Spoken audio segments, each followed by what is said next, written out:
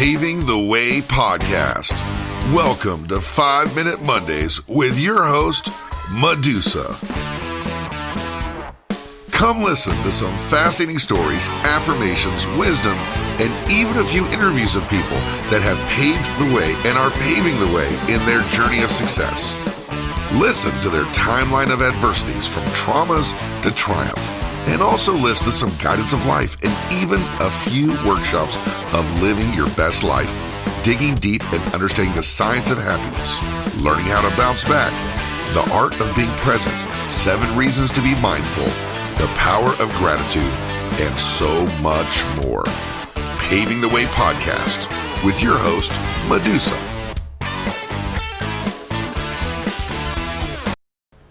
Hey, welcome to 5 Minute Mondays, paving the way, baby. Hi, it's Monday and I'm on time and this is so freaking awesome.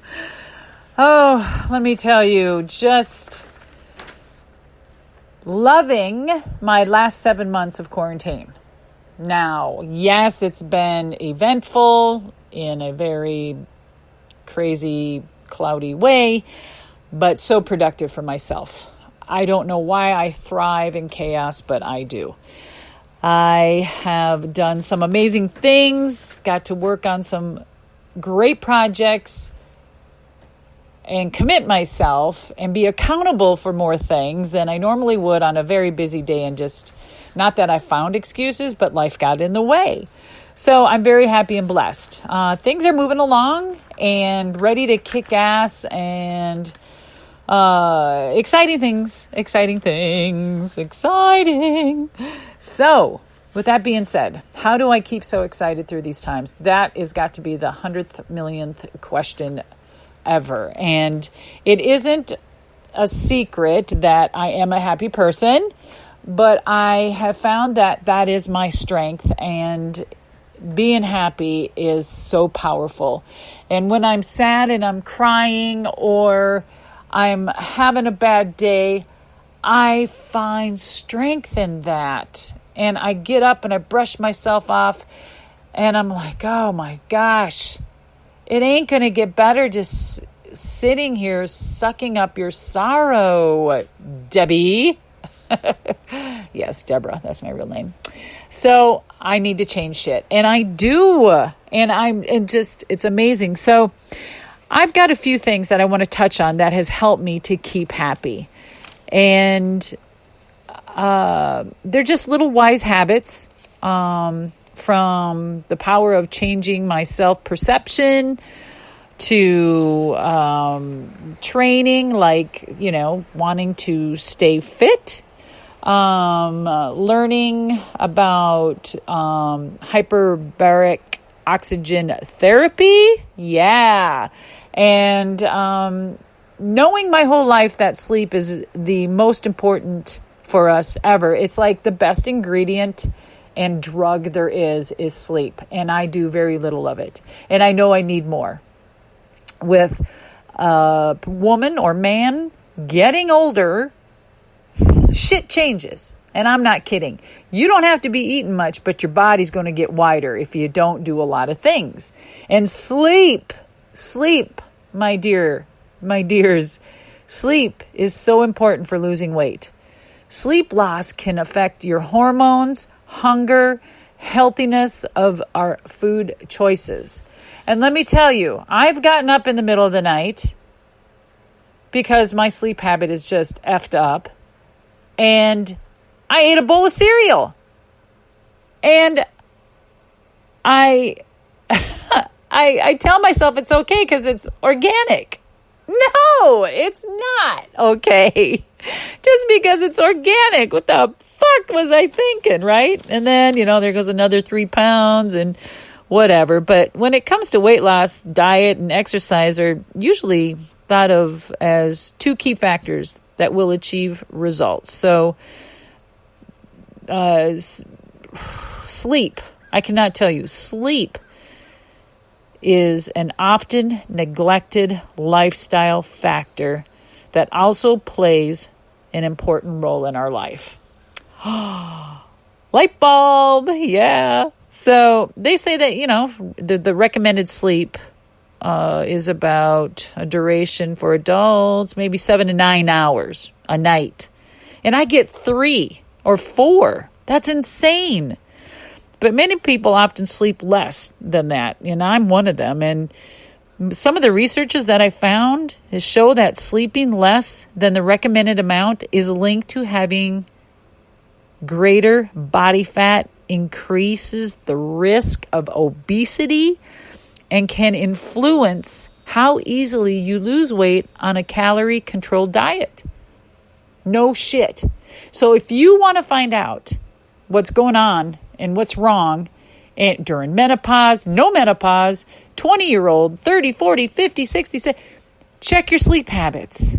You lose so much weight and you burn so much sleeping good hours. So just like any regimen in your life, you need to start practicing your sleep regimen. Now, a lot of us say, oh, I only need 4 hours and I'm kicking ass and da-da-da-da-da. But if things start changing in your life, change up your sleep pattern. That's all I'm saying. And let me know how that works for you. I'm not kidding.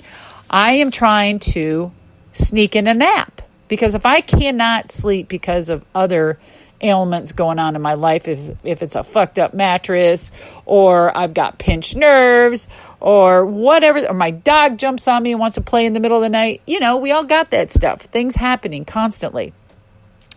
Well, then I'm going to sneak in a nap. All right. So typically the goal for weight loss is usually to decrease body fat while retaining as much as muscle mass as possible. And we're going to get into that too. Not obtaining the correct amount of sleep can determine how much fat is lost, and as well as how much muscle mass you retain while on a calorie-restricted diet. Doo-doo. So there's a study that found that sleeping like 5.5 hours each night over a 2-week period while on a calorie-restricted diet resulted in less fat loss when compared to sleeping 8.5 hours each night. Blow me away, right? So, but it's also resulted in a greater lost fat, free mass, including muscle. So we got to be careful. So when you're doing good sleep, but you're not working out, okay. Remember, muscle weighs more than fat. Fat, you get in a pool, you fucking float. You float. When I had the biggest fake tits ever, I could float down a river forever. But those babies are out and I'm sinking. So no, whatever. Yeah. I've just been really doing my diligence on sleeping, and I'm going to change up some of my sleeping habits. My husband is the best sleeper ever. He goes to bed early. He wakes up early, but he gets enough sleep, and he takes naps, and he still finds time to do the things he wants to do. Now it's clear to me why us women always feel like we're nagging at our men sometimes, saying, why don't you do this? How come can you do this for me? Can you do that? How come you didn't take out the trash? Blah, blah, blah, blah, blah. Well, it's because they're sleeping half their life. That's the only thing, and it's not wrong. That's what I came up with. That's the conclusion of why they don't get shit done. It's the jokes, and I get memes from my husband. Hey, we heard you. 6 months later, we heard you. We're going to do it. We're on it. Now it's because they're like a bear. They're fucking hibernating and they're sleeping and they'll get to it. So, there's also, like with your short sleeps and stuff, I wanted to tell you about this, is that it's also associated with higher levels of ghrelin. I hope I'm saying that right. It's like I think it's spelled Ghrelin, ghrelin, and lower levels of leptin. And that's just, you guys, you do your research. You're gonna find out that this is amazing sleep. It's there every day. We need it, right? So during the research that I found is that it is shown that a single night of limited sleep, only like 4 hours, let's say, is enough to impair the insulin response to glucose intake in healthy young men. Given that sleep-deprived people already tend to choose foods high in sugar, glucose due to increased appetite and reward-seeking behavior. The impaired ability to process glucose can make things really difficult and worse. So an excess of glucose, both from increased intake and reduced ability to uptake the tissues, whatever, blah, blah, blah, could be converted to fatty acids and stored as those little fat bumps. And boy, have I gotten more of those because my sleep has decreased. So collectively, this can accumulate over the long term, leading to weight gain. And we're wondering why, we are gaining this weight. So exercise and sleep, you need to do both. It's a positive impact on your appetite by reducing ghrelin levels and increasing levels of the peptide, YY. It's a hormone that is, it's released from the gut, let's say. You got that big, heavy gut. I like chips, so I get my gut from chips. But anyway, that is released from the gut. And it's associated with the feeling of being satisfied and full. That's what that is, the ghrelin, the hormone, and all of that. And so after exercise, people tend to eat less, particularly when the energy expended by the exercise is taken into account. So, however, it's unknown if this still remains in the context of sleep restriction. So just do some more research on that. It is incredible. Just something so simple might help you guys. And then into the weightlifting, since that's kind of apropos what we were talking about, it's just that muscle does more than help you move. It can limit joint pain, fight depression, especially now, right? And regulate like blood sugar. And it's going to build muscle mass. And you want that for longevity and, just inflammation. And oh my God, it's just so much. So our muscles support us in everything that we do. So why aren't we supporting them, right? They support us. Let's support our muscles. And building strength and muscle is crucial to our health, guys. And I think that's why my granny at 97 has lived so long and a beautiful life, is because she keeps active. She's always said to me since day one, keep active, keep moving, keep active. Just keep going. It hurts? Okay, it hurts. Not just suck it up. Of course, if you're really hurt, you're not going to you're going to heal, do whatever. But keep moving. It's going to keep it supporting you. And it makes sense. She's a great role model. She don't drink, she don't smoke, she don't, whatever. She's just highly active. So muscle goes like much further than strength. It's balance and physical capabilities. So it helps keep your bones like strong. It regulates blood sugar, improves cholesterol levels, manages blood pressure, it limits joint pain, and fights mild depression. Guys, any small regiment you can do, any small regiment. I would say, everyone says, oh, you look great for almost being 60. Okay, great, thank you.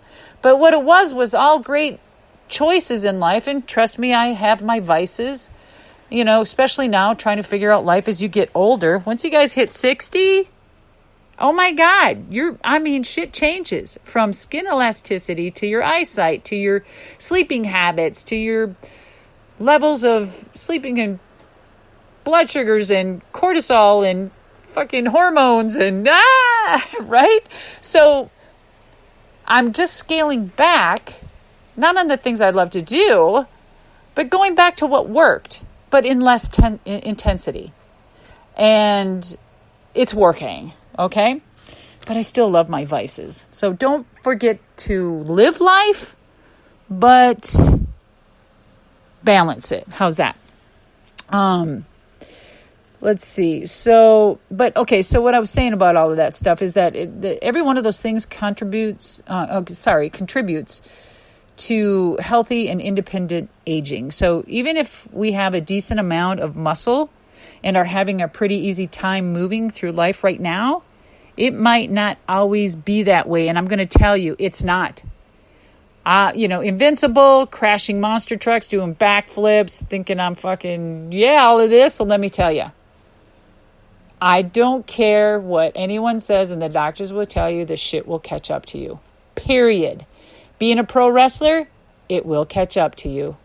You don't feel the pain now. You look great. You're hot. You're sexy. It'll catch up to you. What can we do about it? Take it from